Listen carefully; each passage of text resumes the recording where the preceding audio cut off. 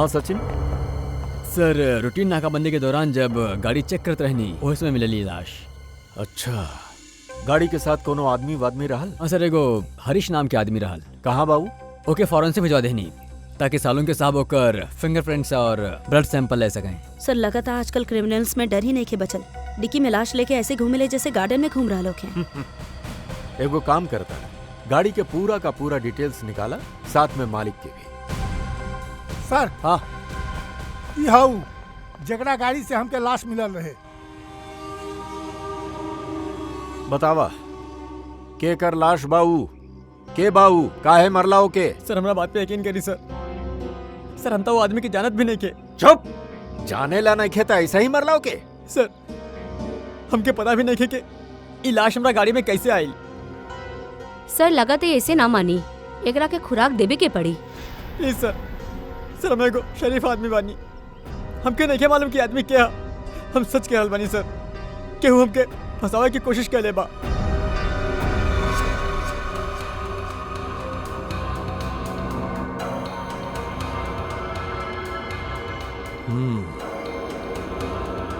एकर body temperature के हिसाब से तो शारिका ये आदमी के मौत 6 से 8 घंटा पहले भइल होके। 6 से सर सर एकर घड़ी भी लगभग ये देखिए लगभग 8 घंटा पहले ही बंद भइल बा और टूट भी चुकल बा। ओ हाँ, एकर मतलब तो ये भइल शारिका की आदमी 8 घंटा पहले कहीं गिरल रहा या केहू एकरा के गिरेलस और वही दौरान एकर सांस भी बंद हो गई और एकर घड़ी भी बंद हो गई। अच्छा वो काम करल जाए, हरीश के कपड़ा के निमोनॉल टेस्ट करल जाए, शायद कुछ ब्लड स्टेन मिल जाए।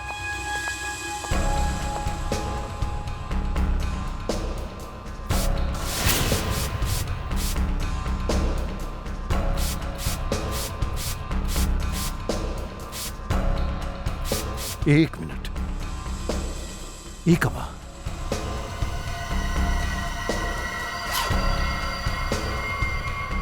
Secret pocket. Secret pocket. अच्छा चलो एकरा टेस्ट करा।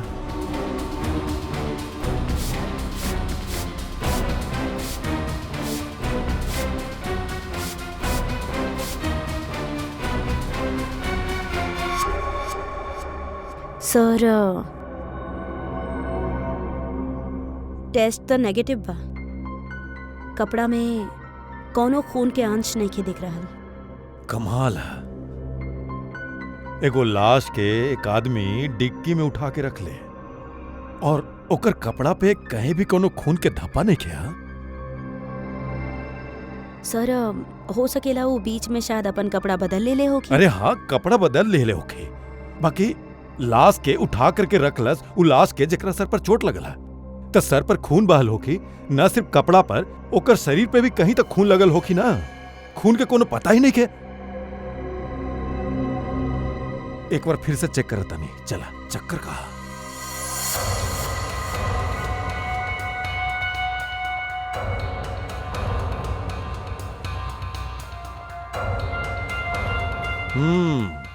जाने लो एकर नाखून में भी कुछ है। एक मिनट,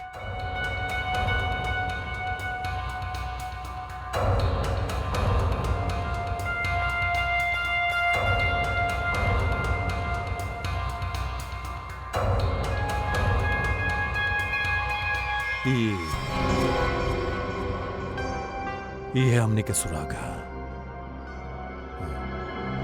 अच्छा ओकर और बाकी के चीज चेक कैले रहलो कपड़ा के अलावा? हाँ सर, बस जूता से तनी मिट्टी मिलल बा। मिट्टी मिलल है? हाँ दिखा तानी।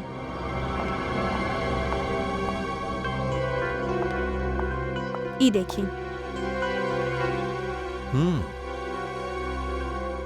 शारिका वो काम करा, ये मिट्टी के चेक करा, पता लगी कहाँ के कौन सा एरिया के मिट्टी है।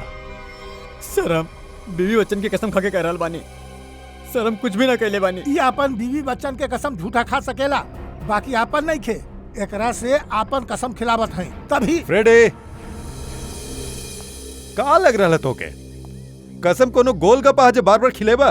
हाँ बॉस ही जे कुछ भी कर रहा सही कह रहा।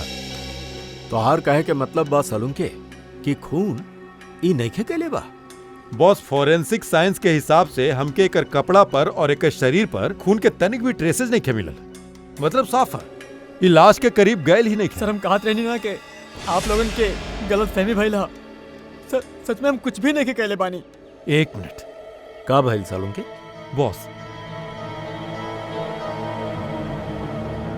बॉस ही देखिए, एजा पर से पेंट खुरचल गई हा और यह पेंट हमके लाश के नाखून में मिलल हा।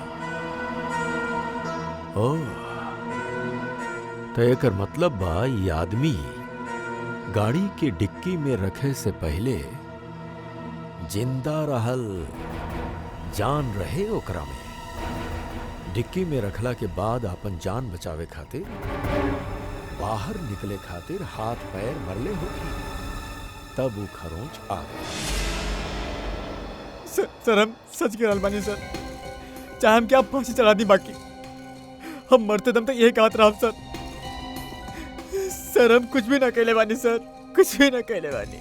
सचिन ले जाए रखे। सर चलो। पूर्वी, मरे वाला आदमी के बारे में कुछ पता चला? सर कुछ हो ना। ओकरा जेब से जे फोन मिलल रहे ओकरा से कुछ पता चलल होगी? सर वो खाली है सर, कुछ भी नहीं किया ओकरा में। सर ओकर कॉल रिकॉर्ड के लिस्ट मंगवेले बानी। गुड, ओकरा से पता चल जाए ये आदमी कहाँ गइल रहे, कोना कोना नंबर पे फोन कैले रहे, सब कुछ पता चल जाए। सर जूता में मिलल मिट्टी की रिपोर्ट आ गइल बा। अच्छा, तो का कहा था रिपोर्ट? पायरन थ्रम के अंश मिलल बा मिट्टी में से। व्हाट?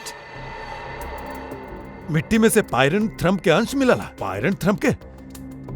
पायरन थ्रम तो एगो पेस्टिसाइड होकेला ना, जे अक्सर लोग गार्डन में पौधा के सड़े से बचावे खातिर इस्तेमाल करेले या फिर छोटा मोटा कीड़ा मकोड़ा के मारे खातिर इस्तेमाल करेले। शारिका सर वो हरीश की रिपोर्ट भी आ गइल बा। अच्छा, गुड गुड गुड।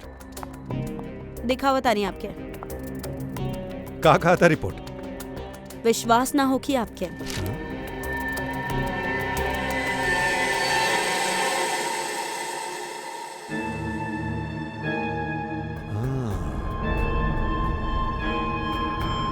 ये बात है। सर जीपीएस के रिकॉर्डिंग के हिसाब से मरे वाला आदमी पहले अंधेरी से बोरीवली, फिर बोरीवली से बैंद्रा गिल रहे।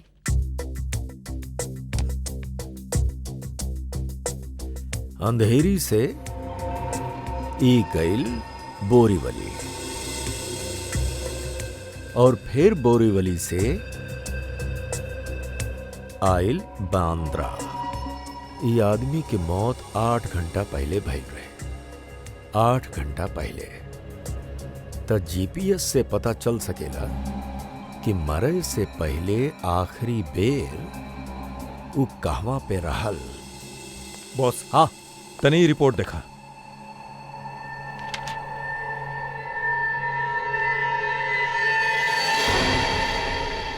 कहा ई बात बा।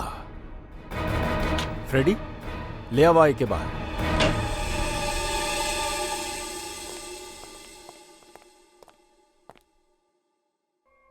काहे खून के साथ साथ ड्रग्स के भी धंधा करेला तू? ड्रग सर? हाँ ड्रग। तोरा कपड़ा में से अंश मिलल बा हमनी के ड्रग्स के। सर हम पैसा खातिर ड्रग सप्लाई करे नहीं, बाकी हम कातिल नहीं के बानी सर। हम सच कह रहल बानी। आज 8 घंटा पहले कहाँ रहला तू? सर 8 घंटा पहले हम सांता क्रूज में रहनी सर। वहाँ से हमके दादरा माल सप्लाई करे के रहल। बस सर अब हम दादरा रहनी और वहाँ पे गाड़ी पार्क कैनी। क्या करा खातिर काम करेला तू? ओकर नाम नहीं के मालूम सर। सर एगो आदमी हमके पैसा और माल देत रहल, बस हम वो माल के डिलीवर करत रहनी साहब। सचिन, नारकोटिक्स डिपार्टमेंट के सारा इंफॉर्मेशन दे दा जौनी कहले बा उ सब। बॉस, मरे वाला के बारे में एगो और खास जानकारी मिलल है। वो का? ओके जूता में हमके मिट्टी मिलल है और वो मिट्टी से ही पता चलेला कि आखिरी बार वो कोनो गार्डन में गइल रहल। पूर्वी एगो काम करा, जीपीएस से पता लगावा आखिरी बेर वो आदमी गइल कहाँ रहे और का वो जगह के आसपास कोनो गार्डन बाड़ी का। सर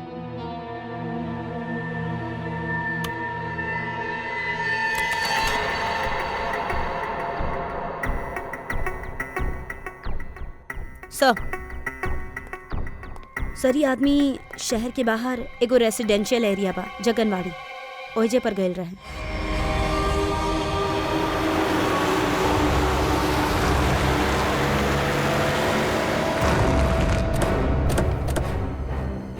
सर जीपीएस के हिसाब से ये उहे जगह बा जेकरा हमनी ढूंढ रहल बानी।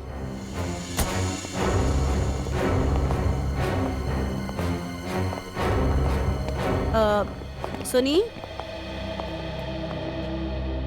आप जाने नहीं इनका क्या?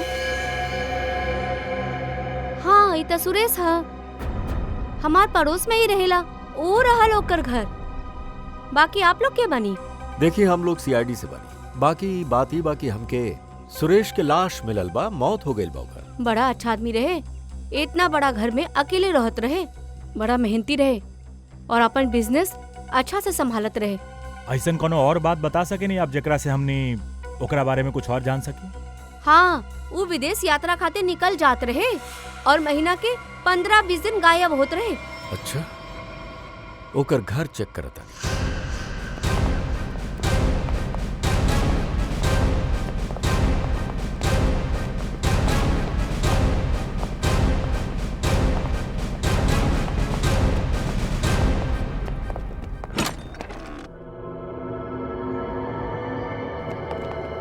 दरवाजा खुलल है? हाँ?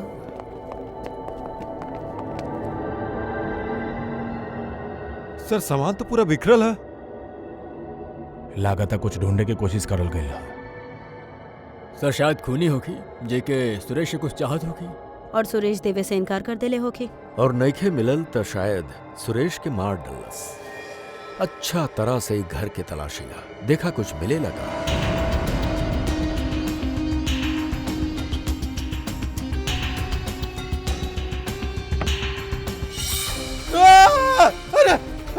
अरे बाप रे! अरे बचाओ! पंकज, बॉम्ब?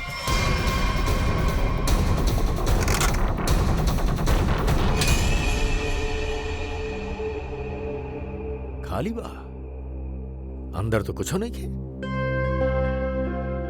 लागत बा खूनी सब कुछ लेके गइल बा जैसे।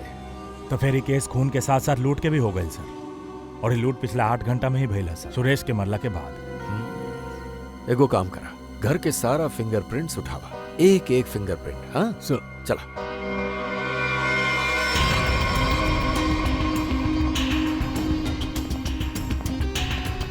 का आप बता सके नहीं पिछला 8 घंटा में घर में केहू आयल रहे या घर से केहू बाहर गइल रहे? हम केकरो की आवाज जाते त न देखनी। हाँ, एगो लाल रंग के गाड़ी के देखले रहनी, वो पहले कबू न देखले रहनी, पहली बार देखले रहनी। शायद वही में खूनी आयल होगी सर। ओकर नंबर कुछ याद है आपके? कुछ देखले रहनी? आगे के कुछ नंबर तो याद नहीं थे। हाँ, पीछे के कुछ नंबर याद है, 2 3 3 4 ऐसे ही कुछ रहे। 2 3 3 4। थैंक यू वेरी मच। आपके पता नहीं क्या आप कितना बड़ मदद कैले बानी हमनी के। अभिजीत, लाल रंग के वैन जेकर नंबर बा 2334 पता लगावे के पड़ी और सारा कंट्रोल रूम्स में एकर इंफॉर्मेशन भेजे के पड़ी।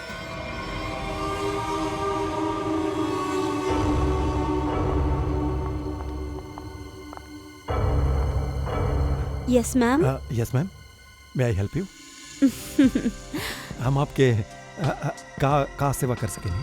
वैसे तो आप बहुत कुछ कर सके नहीं, बाकी अभी फिलहाल सिर्फ पता बता दी। ये हमार कार्ड बा, you can call me any time. एकरा में हमार एड्रेस भी बा। वेरी फनी। हमने के आपके पता नहीं के, हमने के मिस्टर विनोद के पता चाहिए। कौन रूम में बड़े हो? एक्चुअली मिस्टर विनोद ना एक्सक्यूज मी, घबराई मत। एक्चुअली मिस्टर विनोद ही हमने के एजा बुलेले बड़े। सॉरी, हमरा आपके बात पर पूरा भरोसा बा, लेकिन हमरा के मिस्टर विनोद से एक बार पूछे के पड़ी, काहे कि वो हमनी के स्पेशल गेस्ट बने। सरिता, मिस्टर विनोद से कहीं कि उनकरा से बहुत खूबसूरत लड़की लोग मिले आयल बाड़ी। यस सर।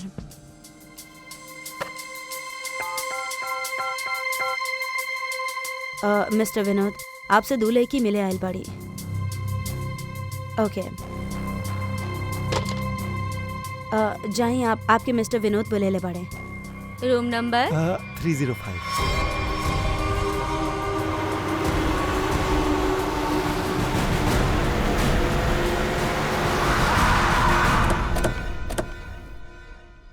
सर वो लाल गाड़ी के मालिक के पता चल गइल बा, वो कोनो विनोद के नाम पे रजिस्टर्ड बा।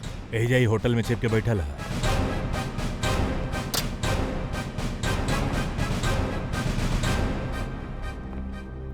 भाई साहब, आपके यहाँ कोनो विनोद नाम के आदमी ठहरल बा का? सॉरी सर, हमनी अपन रेस्पेक्टेड गेस्ट के बारे में कुछ ना बता सके नहीं। ना देवे ले ही अच्छा बात है, बाकी हमने सीआईडी से बात की।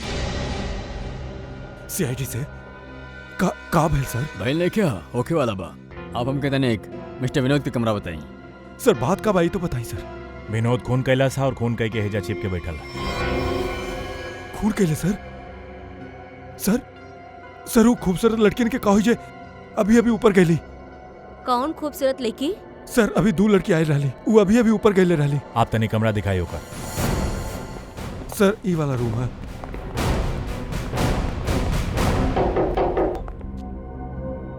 मिस्टर विनोद,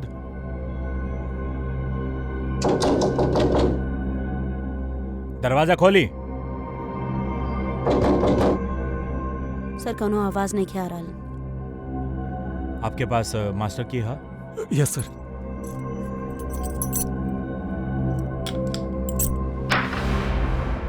विनोद,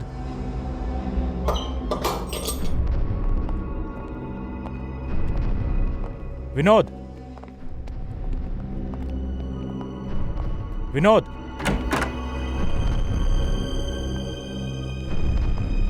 सर यहाँ कमरा में तो कभी भी नहीं की। तू तो कहत रहला कि 2 गो लड़की मिले आयल रहनी, एजा तक केहू भी नहीं खे। पता नहीं के सर, हम तो यही कमरा में फोन करके पूछले रहले विनोद जी से, तभी लड़कियन के भेज ले रहली यहाँ पर। फिर अचानक से गायब कैसे हो गई? ये तो कोनो प्लान ही लागत था। तू विनोद के होटल से बाहर जात देखला? नहीं के सर, हम पूरा टाइम रिसेप्शन पर रहली, हम जायद खानी उनका नहीं के देखनी। अच्छा तरीका से चेक करा कमरा के, कोनो न कोनो सुराग तो छोड़ ले ही होगी।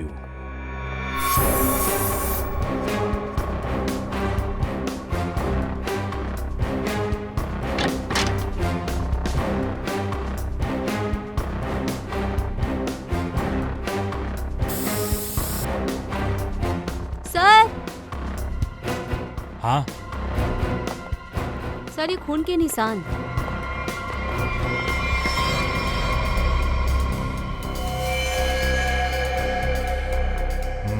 एहिजा पे कुछ भइल है। सर कहीं विनोद दोनों लड़कियन के मार के उनके लाश के होटल में कहीं छुपा दिले होगे और मौका देख के यहाँ से भाग गए होगे।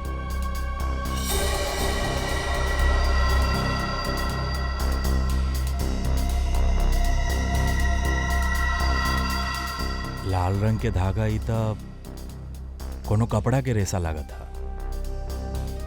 सर शर्ट या जैकेट के धागा तो नहीं खे। हो सकेला, तनी मैग्नीफाइंग ग्लास दिया। सर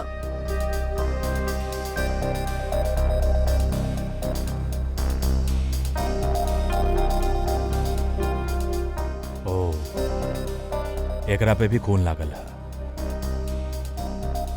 तो धक्का मुक्की में जब एजा से निकलल होगी तो ई कपड़ा के रेसा एजा अटक गई।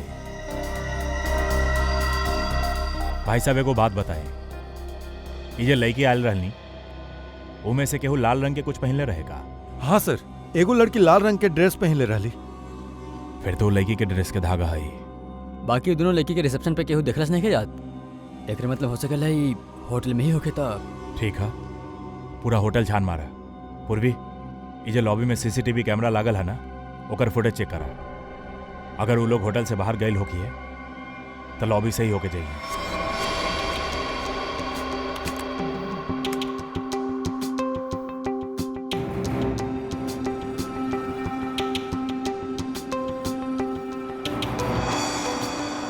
सर यही दोनों लड़की रहली जे विनोद से मिले आयल रहली। अब तनी आप कॉरिडोर के फुटेज दिखाई, ये विनोद के कमरा में कब गईली?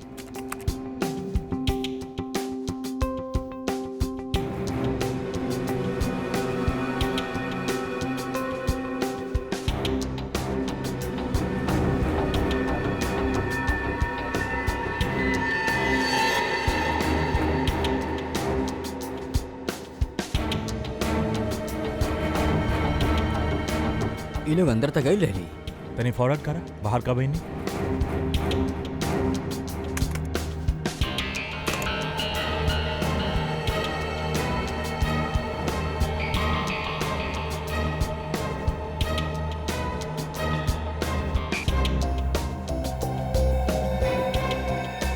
सर बाहर खाली दोनों ही निकल ली। विनोद कहाँ गए? तनी फॉरवर्ड करा।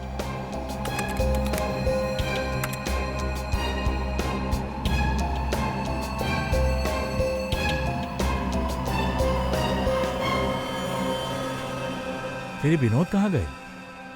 सर रूम में भी ना रहल और बाहर भी ना निकलल। फिर ये विनोद गइल कहाँ? एक मिनट, तनी फुटेज दिखावा जब वो लड़की कमरा से बाहर निकल रही।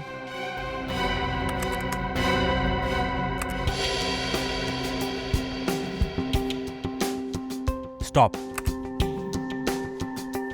सूटकेस देखला। अब तनी को फुटेज दिखावा जब ये अंदर गई रही।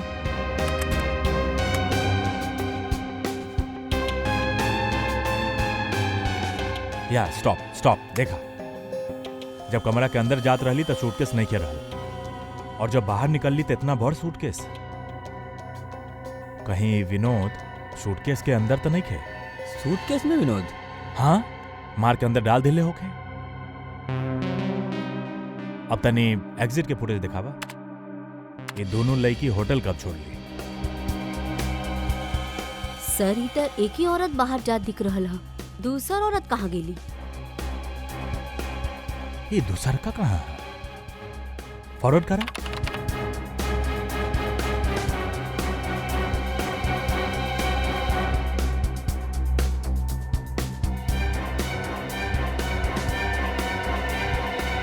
ये दूसरी वाली लड़की अभी भी होटल में है का?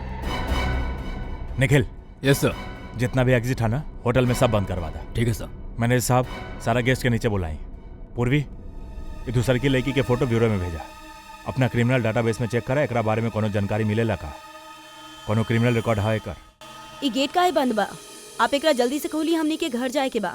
और ये कोनो तरीका हा? हमने इज्जतदार लोग बानी, आप ऐसे हमने के रोक नहीं के सकेनी। आप लोगन के जे परेशानी हो रहा है ओकरा खातिर माफ करे। बाकी एगो केस के जांच चल रहा है, ओकरा खातिर हम आशा करत बानी कि आप लोग कानून के मदद करिए। ये फोटो देखी, ये औरत के पहचानत बानी? कहीं देखले बानी आप लोग ये औरत के? भी है ये औरत सर? सर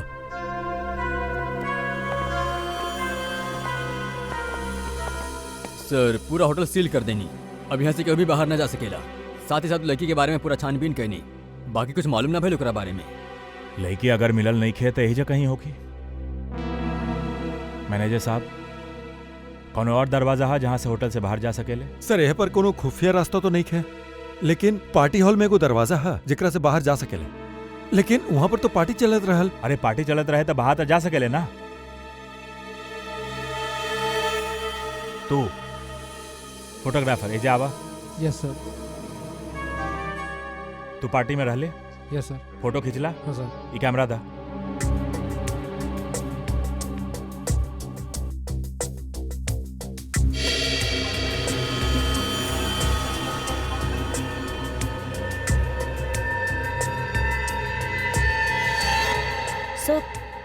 सही वैसे ने रेड ड्रेस बाजे दो औरतन में से एक पहन ले रही। ये है वो औरत। ये कोनो आदमी से बात कर रहा भैया।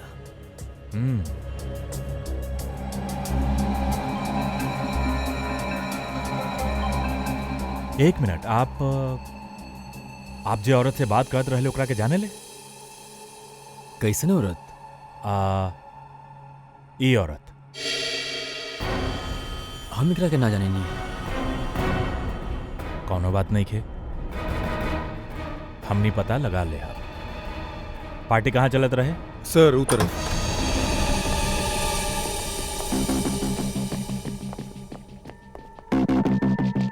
सर फोटो के हिसाब से वो औरत वहाँ कहीं हाथ रख ले दिया।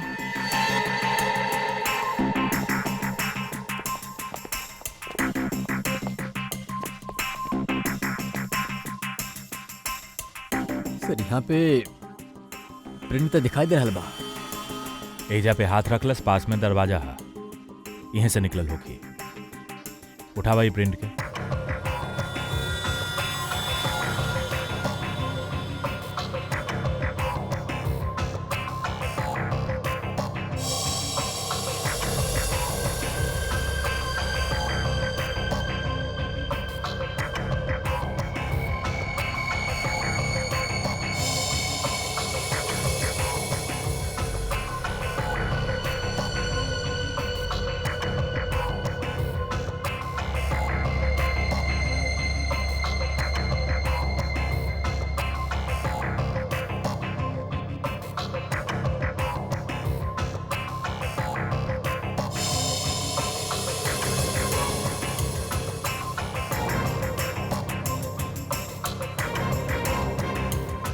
सर एक बात गौर करनी आप, ये जे उंगली के ई ऊपर के हिस्सा एक रेखा काफी मोटी है, जबकि औरतन के उंगली के ई हिस्सा के रेखा तनी बारीक होखेले।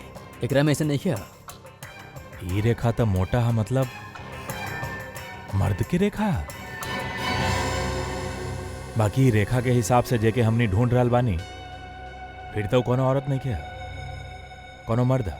सर कैसन बात करता नहीं सर, हम उ दोनों के नजदीक से देख ले रहनी और बड़ा गौर से देख ले रहनी सर। उ दोनों एकदम लड़की रहली।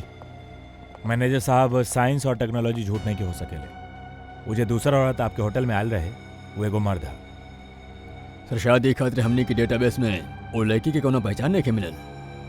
बाकी फिंगरप्रिंट से वो मर्द के पहचान हो सकेले। जवंती, ये फिंगरप्रिंट्स डॉक्टर सालुंके के लैब में भेजा। सर एकरा में पसीना के डीएनए भी होगी, ओकरा से वो आदमी के बारे में सारा जानकारी मिल सकेले।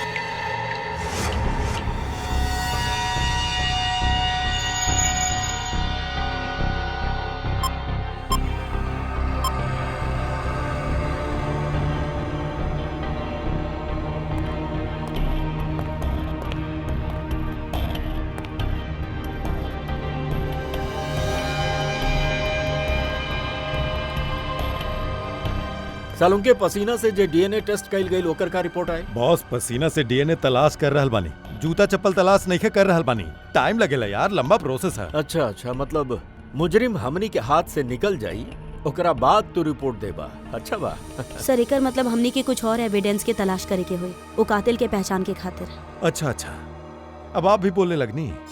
सही है, मतलब कि एकरा से पहले कि हम कुछ बताई, आप लोग पहले ही अपन नतीजा पर पहुंच गए। अब ऐसा उल्टा सीधा बात करे में जो टाइम वेस्ट कर रहा बड़ा, ओकरा से बेटर बा काम पे लग जाता तो कुछ हाथ लग जात। यार सच कही ना, तो कई बार तो तू लोग और खास करके तू हमके बहुत हर्ट करेला। ओ, हम दिल दुखाई नहीं, हम का तोहार गर्लफ्रेंड बानी। हाँ, ई नाटक बंद करा और साफ साफ बतावा का मिलल बा। ई पसीना में हमके कुछ ऐसा पदार्थ मिलल है जेकरा से हमनी खूनी के काफी नजदीक तक पहुंच सके नहीं। का मिलल बा? एकरा में हमके हाइपरडोल नाम के एगो पदार्थ मिलल है जे अक्सर दवाई बनावे के काम में आवेला।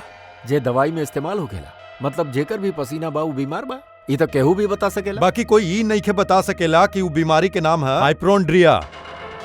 हाइपोड्रिया ये एगो जेनेटिक डिसऑर्डर बा। ये बीमारी के वजह से इंसान कई बार अपन दिमागी संतुलन खो बैठेला, जे वजह से ओकर शरीर भी ओकर साथ ना देला और वो इंसान इधर उधर यूं ही बिना जाने घूमेला। बाकी ये बीमारी हमनी के देश में बहुत कम लोगन में पाल जाला। It's a rare disease. Boss, बहुत कम ऐसा अस्पताल है जेकरा में हाइपोड्रिया नामक बीमारी के इलाज हो सकेला। अच्छा, हाइपोड्रिया। सचिन, ढूंढा वो सारा हॉस्पिटल्स जहां पे बीमारी के इलाज होखेला और वजह से उनके पेशेंट्स के लिस्ट भी लेके आवा। हमनी के जेकर इंतजार बा वही लिस्ट में से केहू एक बा, वही पेशेंट्स में से केहू एक। हेलो डॉक्टर साहब। Hello, yes. हमनी सीआईडी से बानी। एक्चुअली हमनी एगो खून के केस के जांच कर रहल बानी और हमनी के सस्पेक्ट आपके मरीज है। के बाऊ? इत आप बताई, आप कोनो ऐसा आदमी के इलाज कर रहल बानी जेके हाइपोड्रिया नाम के बीमारी है? ई बीमारी के इलाज हमरा पास 3 लोग करवा रहल बाड़े, शायद इनमें से एक हमनी के सस्पेक्ट है। ओके,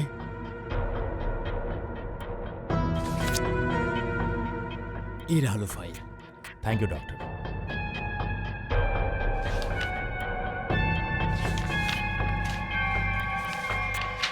हैं? ये तो वही आदमी है जो होटल में रहा। ये तो निखिल के साथ दरवाजा बंद करवावत रहा। तो ये है वो दूसरा औरत।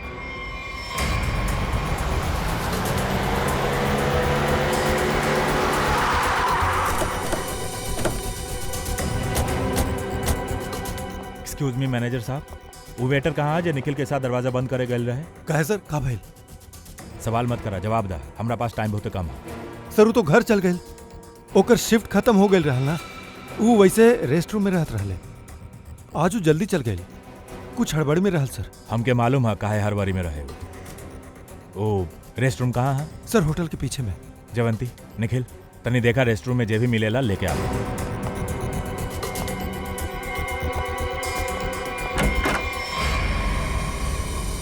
ई लॉकर है सर।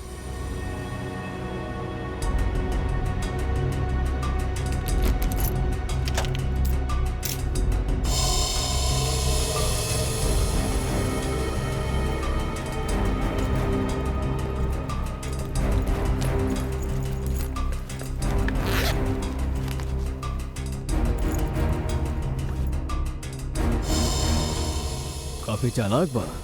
फोन एकरा में रखे गई ताकि हमने ओके ट्रेस ना कर सकी। सर सर ई बैग और ई मोबाइल फोन मिलल बा। बैग में और कुछ है? निखे सर। लगा था वेटर बहुत जल्दी में रहल, अपन सारा सामान ही भूल के चल गई। फोन लॉक है। ये फोन के अनलॉक करवावा, एक अंदर जितना भी फोटोज है, वीडियोज है, सब लिस्ट सब छानवा। अभी फोन ही हमनी के ऊ तक पहुंचाई।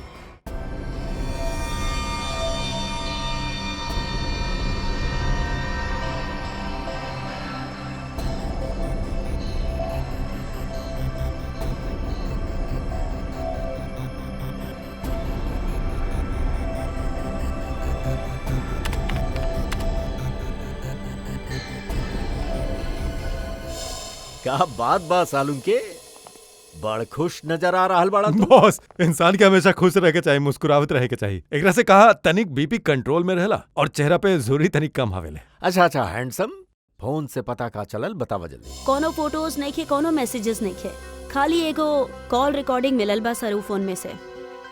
Recording call? तो फिर सुनत आनी ना? हाँ सर, सुना बतानी। हाँ।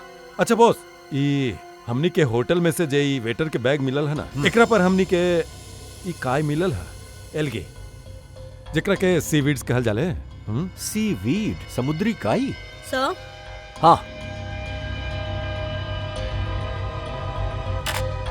ये सुनिए।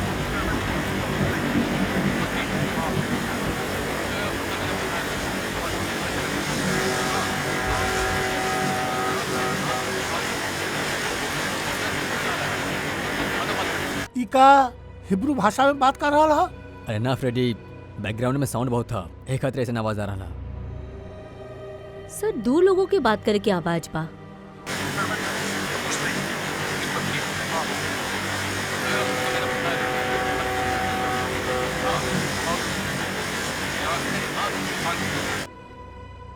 सारिका, तनिक और क्लियर कर सके लोग का आवाज? हाँ सर।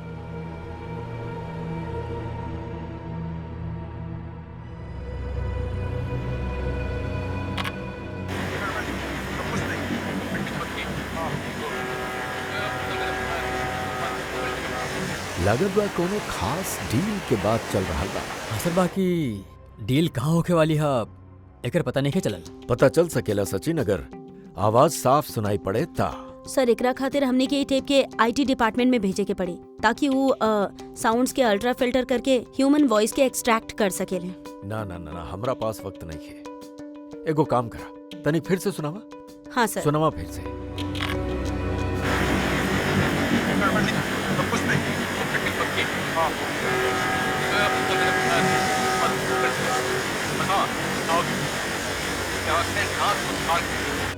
सर ये तो कोनो पानी के जहाज के सायरन की आवाज बा।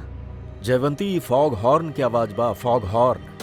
अक्सर जब फॉग होखेला, कोहरा होखेला ना, तब ई सायरन बजावल जाला, बाकी जहाज के सतर्क करे खातिर। सर मतलब जहाँ ये कॉल रिकॉर्ड भइल बा वो जगह बंदरगाह के पास बा? बिल्कुल, जल्द से जल्द ई जगह ढूंढे के चाहिए, पहुंचे के चाहिए हमनी के, एकरा से पहले कि डील हो जाए। Let's go.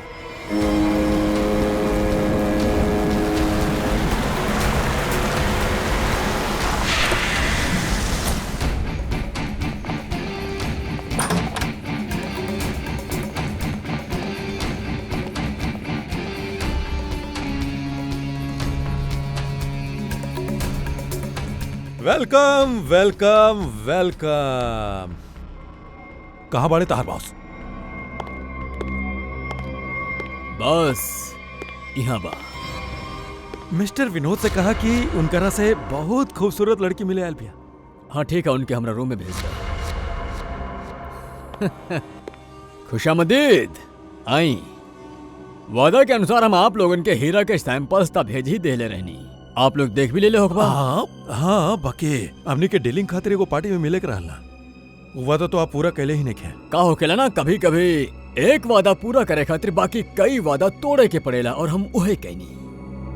खैर हमनी के तो अपन हीरा से मतलब बा, और वो हमनी के आपसे मिल गए तो हमनी के कोनो परेशानी नहीं खे। अब तनी वो कीमती हिरन के कीमत के दर्शन हो जात तब बहुत ही अच्छा होगा। पूरा 5 करोड़ बा। अब आप भी हीरा के दर्शन दिखा दी। फैंटास्टिक।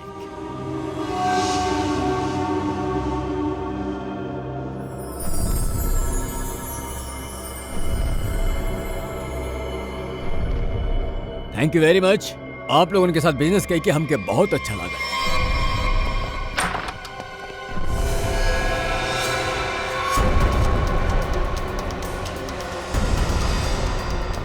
चला फटाफट, जल्दी जल्दी चला। चला ना, जल्दी चला।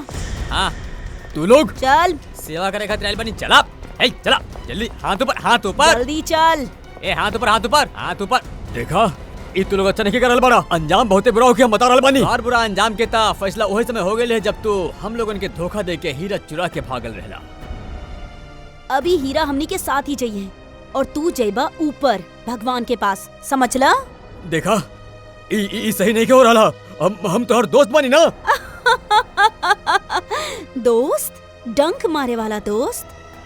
तू का सोचला हमनी के भी सीआईडी की तरह धोखा देबा? ना, कबो ना होई ऐसन।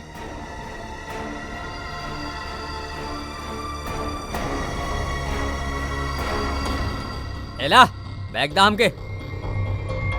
धोखेबाज।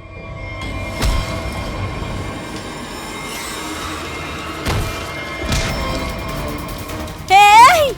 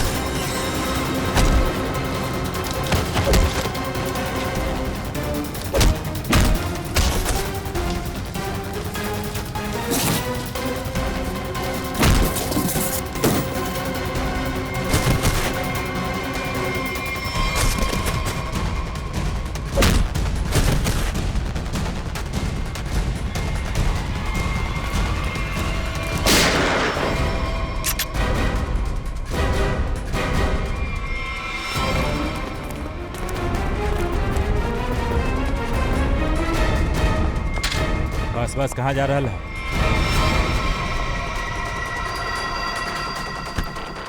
बहुत होशियार समझेला।